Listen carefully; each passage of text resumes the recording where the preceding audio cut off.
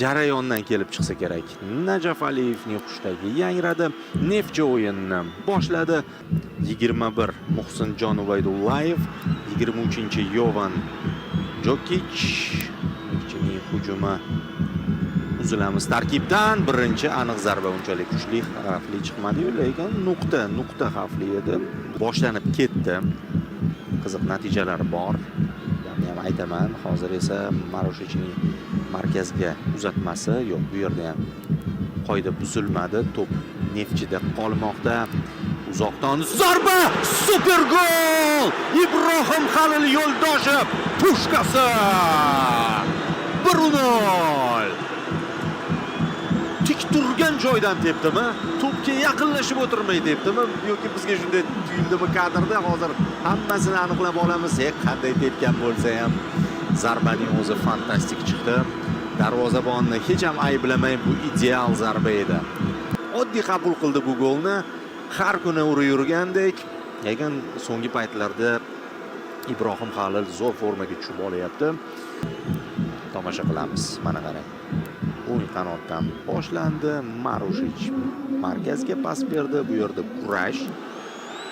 Lokomotiv to'pni qaytardi hamki, uzatmada xatoga yo'l qo'ydi. Va masofani qarang. Aytayapman, unaqa yugurib turib ham tepmadi-da. Bunaqa masofada sal shu butun tana energiyasini to'pga bag'ishlash kerak-da. U bitta oyoq energiyasi bilan hal qilib qo'yapti mana. Op! Va yuqori burchak. Yana bitta ko'raylik, ha? Har xil rakurslarni bizga namoyish etishadi. Albatta, endi hozir agar o'yin davom etsa, Ubaydullayev bo'lishi mumkin. Lokomotivning hujumi. Zarba ko'ramizmi? Ko'ramiz. Lekin noaniq zarba ko'ramiz. Ko'rib bo'ldik. Nishich. Juftlik himoyadagi endi hujumda. Nurulloyevning uzatmasi. Zo'r sakragan edi Yo'ldoshev. Kurashda yutib chiqqan edi Yo'ldoshev. Hammasini to'g'ri qildi Yo'ldoshev. Qayta Kucherenko ko'rsatilyapti, lekin to'p hech Kucherenkoga borib tushmayapti. Mana imkoniyat, mana rikoshet, mana save. Zarbani ko'rdingizmi? Tovoncha bilan amalga oshirilgan edi. Super save. Mana. Pas, uzatma, zarba, save. Bemalol bu vaziyatni ham highlightlar qatoriga qo'shsa bo'ladi. Qarang. Birinchidan zarbaga qoyil, ikkinchidan reaksiya, save'ga qoyil.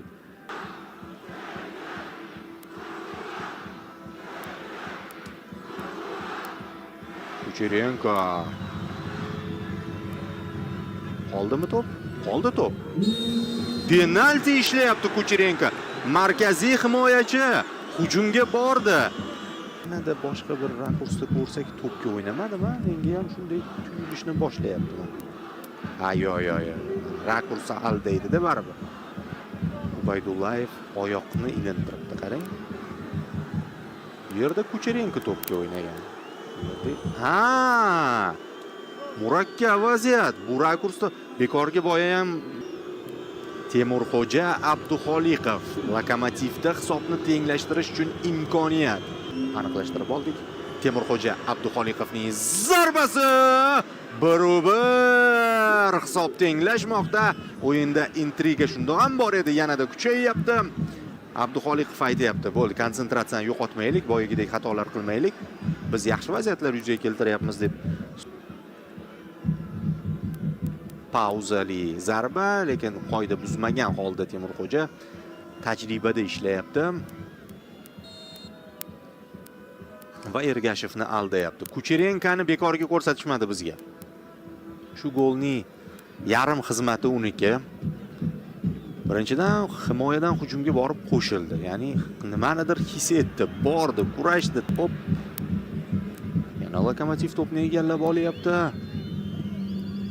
Ivanov uzoq masofadan harakat qilib ko'rdi, gol urishga o'xshamadi. O'qidi, lekin yana oldirib qo'yishyapti mezbonlar to'pni. Uzoq masofaga aniq pas. Abrorbek yetib boradimi? Yetib bordi. Darvoza bo'sh. Voy, Ismoilov. Hamma ishni to'g'ri qildi, qochdi, pozitsiyani to'g'ri tanladi, to'pni qabul qildi, darvozabonni aldadi, hammasini tezlikda amalga oshirdi, lekin oxiriga borib o'sha to'pga moslasha olmay qoldi, muvozanatni yo'qotib, qiyin edi u yerda moslashishiga.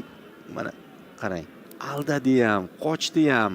Ismoilov to'p bilan qarama-qarshi qanotga ajoyib pas. Alisher Odilov texnika ko'rsatdi, to'p uzoqlashib ketdi. Lokomotiv himoyachilari joylariga qaytib olishdi. Ajoyib pas, imkoniyat. Ofsayd bormi? Pas, Yo'ldoshev pas. Yana bitta ajoyib uzatma Kucherenkodan. Aqlli pas. Darvozabon to'pni qaytardi. Nurulloyev yiqildim. O'rnidan turish holatida emas, mana qarang. Hozir o'zingiz baho bering, tepa degan nuqta. Voy, mana bu pasni.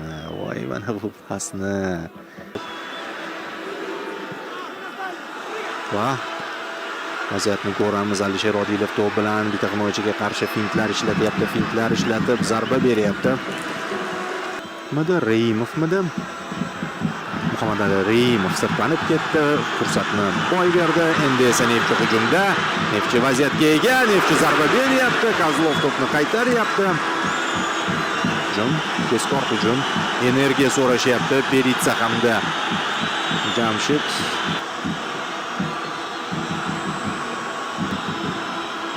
Uzatma. Va gol! Ikkinchi qavatda kurashni yutib chiqyapti va Stipe Peritsa, zaxiradan tushgan futbolchi Jamshid Iskandarovning mukammal uzatmasidan so'ng to'pni darvozaga yo'llayapti. Mana o'zgarishlar natija berdi. Neftchi rotatsiyani chetga surib qo'ydi. Uzatmani qarang. Zarbani qarang. Golni nishonlayapti borib Iskandarov ham. Ajoyib.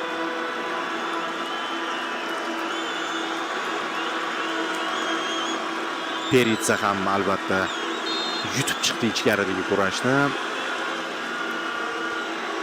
Yumshoq tashlab berdi to'pni. Va Islom Ismoilov o'z golini nishonlayapti deyishimiz ham mumkin. Ratinho amalga oshirdi va yana bitta imkoniyat. Urolmadi hozir. Qanday urolmadi? Faol kirishdi jarayonga Shuhrat Muhammadiyev. Ikkinchi qavat. Ubaydullayev to'pni qaytardi. Lokomotiv yana egallab oldi. Reimov zarba yo'llayapti. Aniq, anchagina. Lekin Abrayev ikkinchi taym bag'ishlashi mumkin. Mana bu yerda o'yinni davom ettirish imkoniyati bor. Birga bir himoyachiga qarshi Abror Ismoilov. Narigi tarafda sheriga ochilyapti. Alisher Odilov yuzma-yuz Kozlovga qarshi Alisher Odilov hal qilyapti. 3-1. Neftchi. Tezkor qarshi hujum. Risk qildi Yelichich. Bu uchun ayblab bo'lmaydi. Bor fokusini hujumga qaratdi va Neftchi mana shu bo'shliqdan foydalanib ketyapti. 3-1. Endi deyarli masala hal deyish ham mumkindir. Nima qilsa yarashaveradi bu yog'iga. Mana o'sha qarshi hujum, mana o'sha birinchi pas ko'p narsani hal qildi. Mana bu pas ham zo'r bo'ldi. Xullas bu kombinatsiyada hamma o'z vazifasini zo'r bajardi, lekin Abror emas assist menimcha. Ratinho assist yozib qo'yapti. Abror o'sha Ratinhoga foul, unga qarshi foul ishlatilayotgan joyida berib yubordi to'pni. Ana o'sha pas ham juda muhim edi-da. Menimcha sal avval yana ko'ramiz bu vaziyatni, chunki tezkor qarshi hujumni boshlanish fazasi muhimda. U yog'iga bo'shliq yuzaga keldi. Zichlik paytida.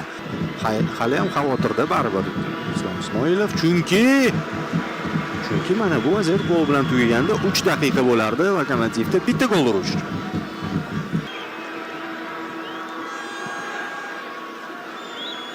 So'nggi sekundlar.